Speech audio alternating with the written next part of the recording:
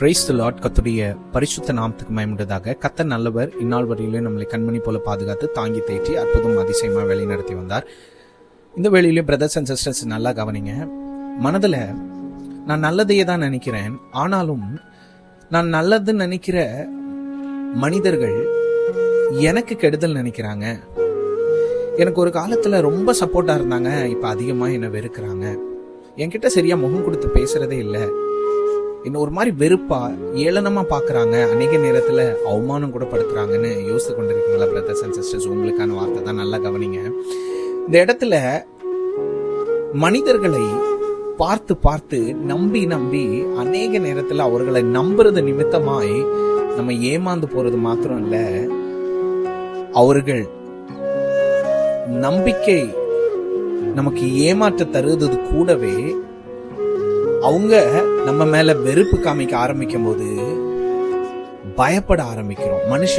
மனிதன் இல்லாம நம்ம சர்வை பண்ண போறோம். இந்த குறிப்பிட்ட மனிதனை நான் ரொம்ப நம்பினேனே, இப்ப என்ன வெறுக்கிறானே, அவமானப்படுத்துறானே, இந்த குறிப்பிட்ட மகள் என்னை அவமானப்படுத்துறாங்களே, இந்த குடும்பம் என்னை அவமானப்படுத்துதே, நான் என்ன செய்வேன், இவங்க இல்லாம நான் எப்படி இந்த உலகத்துல சர்வை பண்ணுவேன்னு பயமும் திகிலும், ஒரு சைடு நான் இந்த உலகத்துல வாழ முடியுமா அப்படிங்கிற ஒரு சூழ்நிலைக்கு நீங்க காணப்படலாம் பிரதர்ஸ் அண்ட் சிஸ்டர்ஸ். நல்லா கவனிங்க.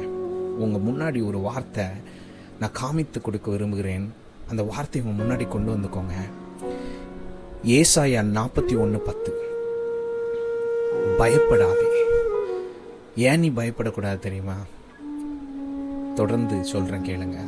பயப்படாதே. தேவன் சொல்றார், நான் உன்னோடு கூட இருக்கிறேன், திகையாதே, நான் உன் தேவன். இன்னைக்கு வரைக்கும் யாரோ உனக்கு பெருசா தெரிஞ்சாங்கல்ல, கடவுள் மாதிரி தெரிஞ்சாங்கல்ல, இன்னைக்கு அவங்க இல்லல்ல, நான் உன் தேவன் சொல்றேன். அடுத்தது நல்லா கவனிச்சுக்கோங்க பிரதர்ஸ் அண்ட் சிஸ்டர்ஸ். பயப்படாதே, நான் உன்னோடு கூட இருக்கிறேன், திகையாதே, நான் உன் தேவன், நான் உன்னை பலப்படுத்தி உனக்கு சகாயம் செய்வேன், என் மீது என் வலது கரம் உன்னை தாங்கும். இதுக்கு மேல உங்களுக்கு என்ன வேணும்?